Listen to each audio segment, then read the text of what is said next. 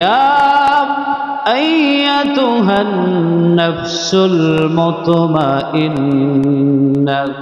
ارجعي إلى ربك راضية مرضية فادخلي في عبادي وادخلي جنتي سبحان الله। আল্লাহ রাব্বুল আলামিন বান্দার জন্য নেককার লোকের সামনে ফেরেশতা গিয়ে বলবে, হে প্রশান্ত আত্মা, তুমি চলে আসো, ইরজি ইলা রাব্বিকি রাদিয়াতাম মারদিয়া, তোমার রবের দিকে ফিরে আসো, তোমার রবের দিকে তুমি সন্তুষ্ট চিত্তে ফিরে আসো। বলেন সুবহানাল্লাহ। আল্লাহ রাব্বুল আলামিন বলেন, সন্তুষ্ট চিত্তে রবের কাছে চলে আসো, তোমার রব তোমার জন্য সন্তুষ্ট, তোমার প্রতি সন্তুষ্ট, আর তুমিও সন্তুষ্ট হয়ে আমার দিকে ফিরে আসো। আল্লাহ রাব্বুল আলামিন বলবেন, ওই বান্দার প্রতি ঘোষণা হবে, ফাদখুলি ফি ইবাদি, বলবেন, হে বান্দা, তুমি প্রবেশ করো, তুমি প্রবেশ করো, তুমি শামিল হও নেককার বান্দাদের মধ্যে। বলেন সুবহানাল্লাহ। এরপর আল্লাহ পাক বলবেন, ওয়াদখুলি জান্নাতি,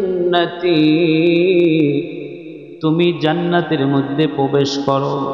আল্লাহ রাব্বুল আলামিন জান্নাত নেককারদের জন্য রেখে দিয়েছেন। নবীজি সাল্লাল্লাহু আলাইহি ওয়াসাল্লাম বলেন, ওই নেককার ব্যক্তি যখন মৃত্যুর সময় চলে আসবে, ফেরেশতা এসে তাকে প্রথমে সালাম করবে। কি করবে? সালাম করবে। ওই ব্যক্তির চেহারা হাস্যোজ্জ্বল হবে, কপালের মধ্যে একটু ঘাম দিবে, ওই ব্যক্তির ডানে বামে তাকাইবে না, ওই ব্যক্তির চক্ষু এরকম গোড়াইবে না, চক্ষু তারাইবে না। নবীজি সাল্লাল্লাহু আলাইহি ওয়াসাল্লাম বলেন, কুলু লা ইলাহা ইল্লাল্লাহ ফাদাখালাল জান্নাহ, যেই ব্যক্তি লা ইলাহা ইল্লাল্লাহ বলতে পারবে ঈমানের সাথে, ওই ব্যক্তি জান্নাতে প্রবেশ করবে। বলেন সুবহানাল্লাহ। বুখারী শরীফের সহিহ হাদিস, আল্লাহর নবী বলেন, যেই ব্যক্তি নেককার হবে, ওই নেককার ব্যক্তির রূহটা আল্লাহ রাব্বুল আলামিনের নির্দেশে ফেরেশতা জান্নাতি রুমালের মধ্যে রেখে বাইতুল মুকাদ্দাস থেকে রাসূল যেভাবে মেরাজে গিয়েছিলেন, বাইতুল মুকাদ্দাস হয়ে ওই পথে, যেই পথে রাসূল মেরাজে গিয়েছিলেন, ওই পথে বান্দার রূহটা নিয়ে প্রথম আকাশের দিকে চলে যাবে। বলেন সুবহানাল্লাহ। প্রথম জমিনের, প্রথম আসমানের সমস্ত ফেরেশতারা চলে আসবে আর বলবে, এইটা কার রূহ? তখন আজরাইল আলাইহিস সালাতু ওয়াস সালাম বলবে, এইটা হলো অমুক বান্দার রূহ, অমুকের পুত্র অমুক নেককার মানুষ, ওই ব্যক্তির রূহ এইটা কার। তার রূহ থেকে এমন একটা ঘ্রাণ আসবে, সুঘ্রাণ আসবে, ওই ঘ্রাণ সবাই সুখে চলে আসবে। বলেন সুবহানাল্লাহ। প্রথম আসমানের দরজায় নাড়া দিবে, আজরাইল আলাইহিস সালাতু ওয়াস সালাম বলবেন, আমি নেককার বান্দার রূহ নিয়ে আসছি, দরজাটা খুলে দাও। প্রথম আসমানের দরজাটা খুলে দেবে ফেরেশতারা। এরপরে দ্বিতীয় আসমানের ফেরেশতারা এরকম করে আসবে আর জিজ্ঞাসা করবে, এটা কোন বান্দার রূহ? বলবে, এইটা অমুক, অমুকের ছেলে, অমুকের রূহ, উনি নেককার বান্দা। বলেন সুবহানাল্লাহ। এরকম আহলান সাহলান মারহাবা বলে বলে সপ্ত আকাশ পারিয়ে দ্বিতীয়, তৃতীয়, চতুর্থ, পঞ্চম, ষষ্ঠ, সপ্তম আকাশের দরজাগুলো ভেদ করে আল্লাহ রাব্বুল আলামিনের কাছে ওই বান্দার রূহটা, ওই বান্দার রূহটা ওই জায়গায় নিয়ে উপস্থিত করবে আজরাইল। রূহটা নেওয়ার পরে আল্লাহ রাব্বুল আলামিন বলবেন, এই হচ্ছে আমার বাধ্য বান্দা, তার নামটা ইল্লিনের খাতায় লিখে দাও। ইল্লিন মানে হলো জান্নাত। ইল্লিনের মধ্যে সেই সমস্ত মানুষদের নামগুলো লেখা হবে যেই মানুষগুলো জান্নাতি। বলেন সুবহানাল্লাহ। যেই মানুষগুলো নেককার, যেই মানুষগুলো আল্লাহওয়ালা, যেই মানুষগুলো নেককার। বলেন সুবহানাল্লাহ। ভাইরা আমার, বন্ধুরা আমার, বাবাজিরা আমার, আল্লাহ রাব্বুল আলামিন যখন বলবেন ইল্লিনের মধ্যে নামটা লিখে দাও, জান্নাতীদের মধ্যে নামটা লিখে দাও, আর এই বান্দার রূহটা তার শরীরের মধ্যে কবরের মধ্যে প্রবেশ করে দাও। বলেন সুবহানাল্লাহ। কবরের মধ্যে রূহটা রাখা হবে।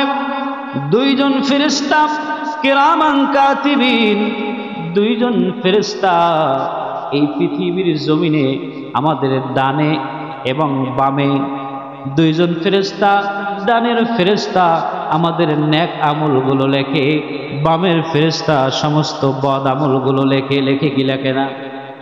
কবরের মধ্যে যখন ওই বান্দার রূহটা দেওয়া হবে, ওই ফেরেশতা, নেককার ফেরেশতা কবরে গিয়ে বলবে, আমি তোমার সঙ্গী আছি, আমি তোমার সঙ্গী আছি।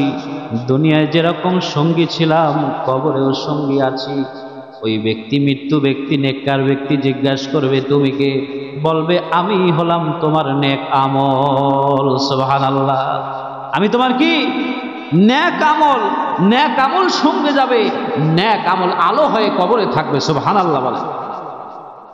এরপরে অনেক লম্বা হাদিস, নবী সাল্লাল্লাহু আলাইহি ওয়াসাল্লাম বলেন, মুনকার নকির আসবে, মুনকার নকির এসে তাকে প্রশ্ন করবে, মান রব্বুকা ওয়া মান দীনুকা ওয়া মান নাবিয়ুকা, তোমার রবকে, তোমার নবীকে, তোমার দিন কি?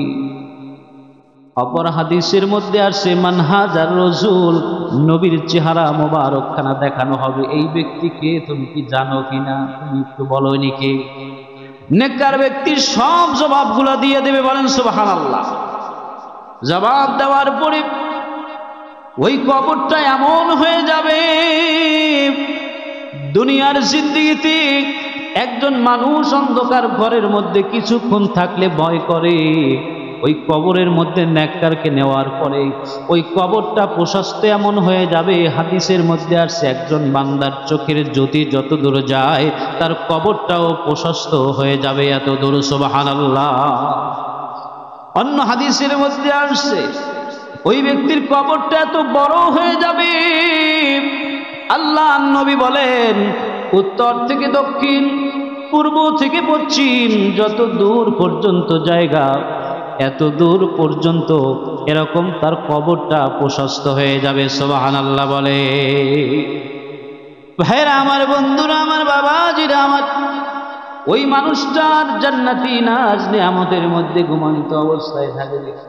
কিয়ামতের দিন যখন আল্লাহ রাব্বুল আলামিন যখন সিংহায় ফুৎকার দিতে বলবেন, ওই দিন সিংহায় ফুৎকার দিবে জান্নাতের নাজ নিয়ামত ভোগ করার জন্য, বিচার আচারের জন্য কবর থেকে হাসরের ময়দানে ওই দিন উঠবে। বলেন সুবহানাল্লাহ।